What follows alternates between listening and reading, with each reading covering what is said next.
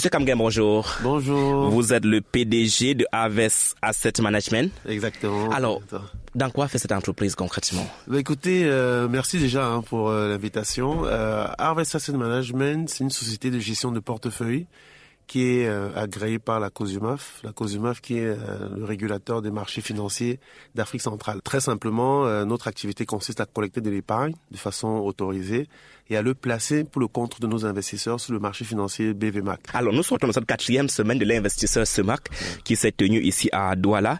Qu'avez-vous retenu comme enseignement? Quel a été le mérite de cette rencontre de Douala? C'était la 4e édition qui était très attendue par nous en tant qu'acteurs. L'idée, c'était vraiment de continuer à pousser l'éducation financière. Vous savez, les chefs de l'État ont décidé, il y a quelques années, de fusionner les deux bourses de la zone CEMAC. Aujourd'hui, à Douala, on a la bourse des valeurs mobilières d'Afrique centrale.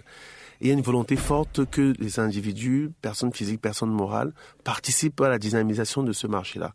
L'objectif, c'était de pousser l'éducation financière et surtout de là mettre en parallèle du développement de la digitalisation. Vous savez, il y a pas mal de sujets concernant les crypto-monnaies et compagnie.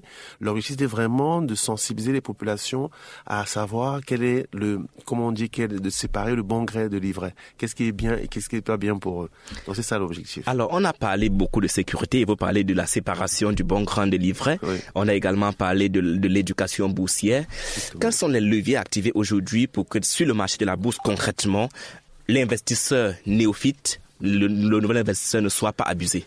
Écoutez, la première chose que l'investisseur doit avoir en tête, c'est que c'est une autre activité réglementée.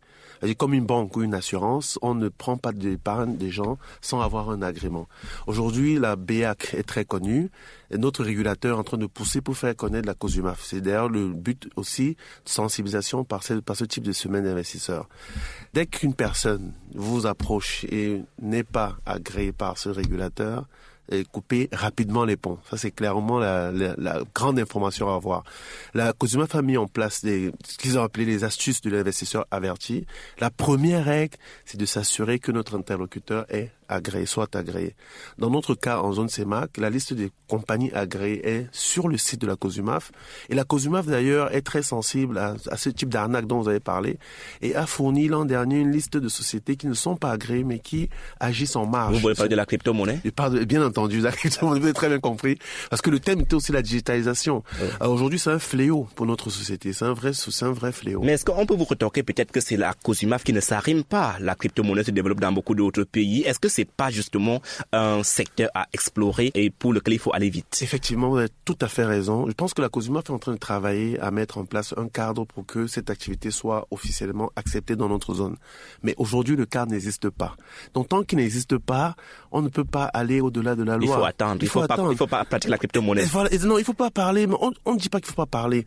C'est juste que, par exemple, aux États-Unis, cette activité de crypto-monnaie représente à peine 0,1% des investissements qui sont effectués sur le marché financier. Donc le plus gros des investissements est déjà fait sur les États, sur les entreprises. Aujourd'hui, en termes de développement économique, notre zone a besoin que les États soient accompagnés pour tous les projets de développement de la zone. Notre zone a besoin que les entreprises soient accompagnées. Si demain vous lancez votre entreprise, vous avez besoin de financement, on a besoin de transparence.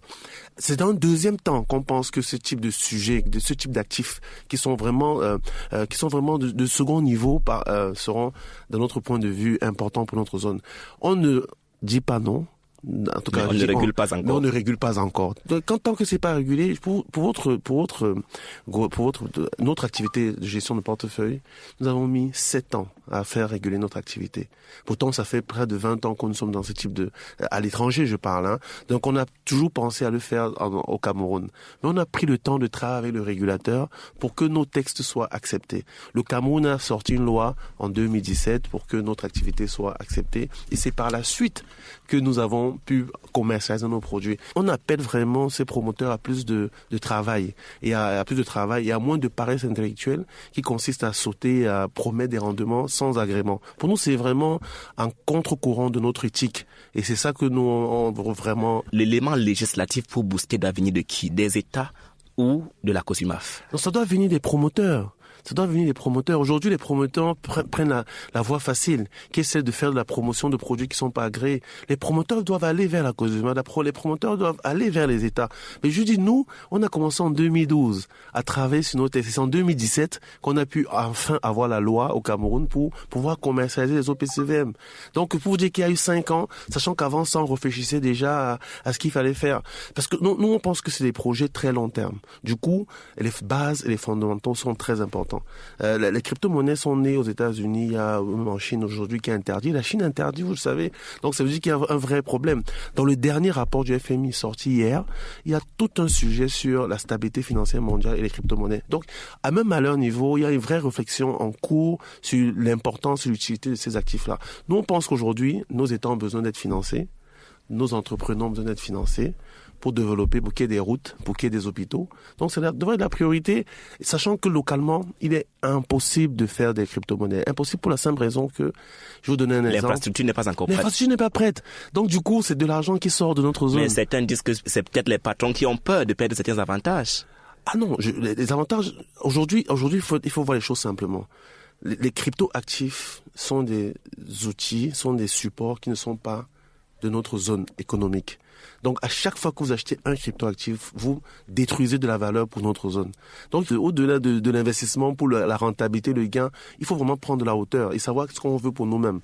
Les crypto-actifs ne sont pas régulés.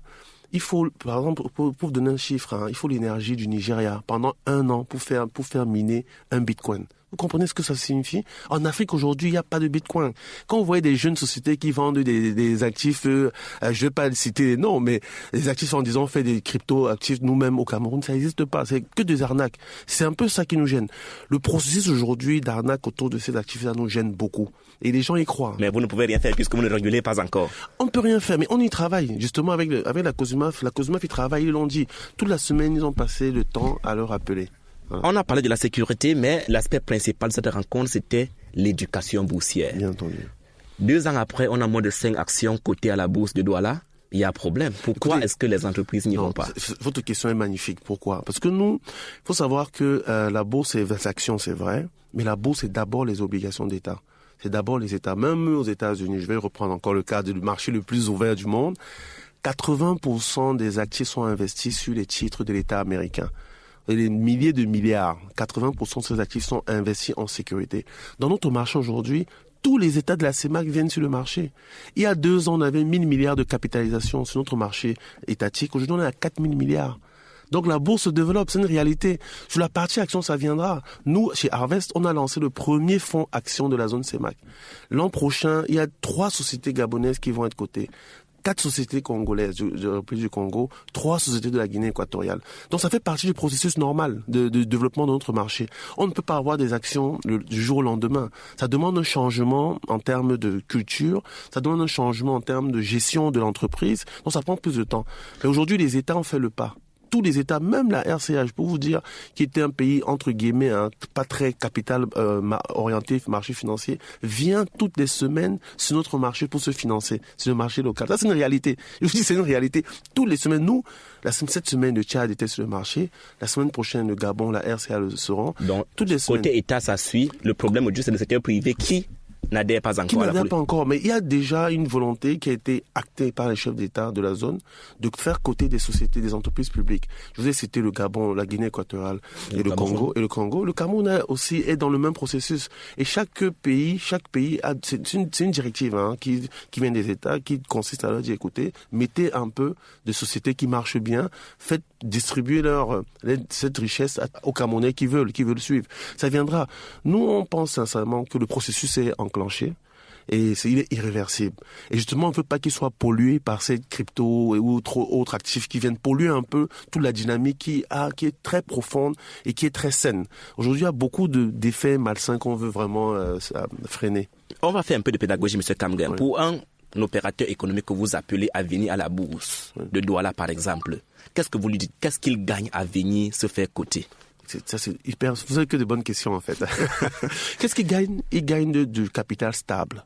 L'intérêt aujourd'hui du marché financier, c'est que les entrepreneurs ont, là, je vais pas dire là, historiquement, nos entrepreneurs créent des groupes familiaux fermés sur eux. C'est des modèles dont les limites sont connues aujourd'hui. Pour devenir, même Dangote, je prends le cas de Dangote au Nigeria, dans sa société, il est à peine 52% de sa société. Mark Zuckerberg, Facebook, tout le monde connaît Facebook quand même, il a à peine 10% de sa société. En fait, pour atteindre un effet d'échelle mondiale, et c'est les ambitions que nos jeunes entrepreneurs doivent avoir aujourd'hui, il faut ouvrir le capital. Parce que chaque personne apporte des idées. Et tout seul, on grandit, mais on n'explose pas. Amazon, ce Jeff Bezos, il a moins de 10% de sa société, même Microsoft, de monsieur Bill Gates, moins de 5% de sa société. À un certain niveau, quand vous voulez grandir, c'est ce qu'on voit quand même. On voit des jeunes qui commencent à comprendre que les affaires de l'entreprise ne doivent plus rester camerounaises ou régionales. Elles doivent rester vraiment intégrées globalement. Même au niveau des institutions, on parle beaucoup de la ZLECA, qui est la zone de libre-échange. C'est des opportunités qu'on doit capter. Pour les capter, il faut qu'on ait d'autres personnes. Non, il faut qu'on ait des investisseurs, il faut qu'on ait du capital stable. L'avantage d'ouvrir le capital, c'est ça. C'est vraiment penser développement à très grand terme et à grande échelle. Ça, c'est la première chose. La deuxième chose, et ça passe aussi par un niveau de gestion transparente. On ne peut pas se développer sans avoir une gestion transparente. Parce que même, qu'est-ce qu'on laisse à nos enfants? Qu'est-ce qu'on laisse derrière nous? Il faut que de la visibilité. Normalement, en termes de succession plan, vous voyez des familles comme les Rothschild, par exemple. C'est des familles qui ont 200 siècles, 200 ans. Donc, parce que derrière, il y a toujours eu de la transparence et des plans de succession très clairs. C'est l'ambition du marché financier et c'est ce que nous souhaitons que les entrepreneurs comprennent. Et dans ce souhait, nous abordons la dernière question qui est celle des perspectives. Monsieur Kamgen, sorti de Douala, qu'est-ce qu'on fait pour se rassurer que on n'a pas assisté à une grand-messe inutile? Écoutez, nous on pense que c'était la 4e édition, il en faudra d'autres. Il faudrait que ce soit une messe permanente. On pense qu'effectivement, après une comme la journée porte ouverte de la BVMA qui vient d'avoir lieu. Exactement. Il faudrait qu'il y ait de plus en plus. D'ailleurs, nous, dans le cadre de notre association, parce que effectivement, Harvest fait partie, on a créé une association des gestionnaires de portefeuille. On a un comité de formation et un comité de communication. Donc, on prévoit d'être de plus en plus présent, de faire ça, parce qu'il y a plein de gens qui ne savent pas. Il faut le faire savoir. Nous, quand on a commencé notre activité, en 2017, on avait 0 francs qu'on collectait auprès des épargnants. Devinez combien nous avons aujourd'hui? Des milliards? Un chiffre. 5 000 milliards? Non, pas 5 000 milliards. 5 000 milliards, c'est le budget du Cameroun. En tout cas, je vous le souhaite. C'est le budget du Cameroun. Bon, en tout cas, on a multiplié à peu près de 2000% notre actif sous gestion aujourd'hui. Donc, on a un peu plus de 200 milliards. Mais ça, c'est vraiment de façon transparente. Avec des investisseurs comme la CNP qui a dit hier, qui nous accompagnent. Parce qu'on place pour eux de façon sécurisée, sur des titres très clairement identifiés. Ils ont de la visibilité sur l'investissement. Ils touchent du doigt les effets de nos investissements. Et je ne parle pas pour moi, je parle vraiment pour nous en tant qu'acteurs de l'association. Mark Kamgen, président directeur général de Harvest Asset Management. Merci d'avoir répondu au Sénégal TV. Merci infiniment. C'est moi qui vous remercie. Je remercie vos auditeurs et comme on vous a dit, on vous tiendra informé des prochains événements liés à notre activité. On souhaite vraiment que la culture boursière s'imprègne. On pense qu'en CEMAC, on l'a un peu dans nous, avec à la fois les tontines, avec à la fois cette façon de s'entraider, d'investir. On pense que c'est quelque chose qui est vraiment dans nos gènes. Il faudrait que ça se fasse dans ce cadre réglementé. Et la CATV sera toujours là pour vous accompagner. Merci infiniment. Merci encore.